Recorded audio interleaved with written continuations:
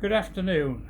Here we are on board the 43-foot steel Ketch, designed and built by Alistair Hunter of Hunters International.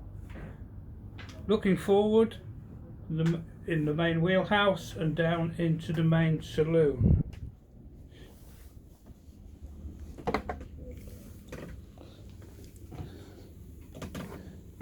Portside galley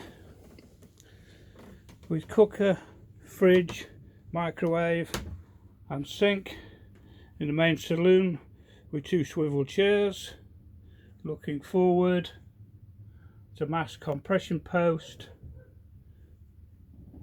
and a saloon settee berth with TV. Moving forward to the heads,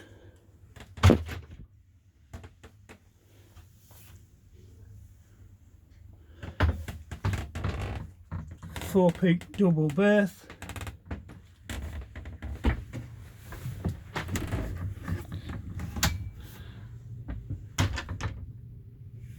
with wash basin adjacent to the heads. Looking aft now, on the starboard side towards the nav station, with comprehensively fitted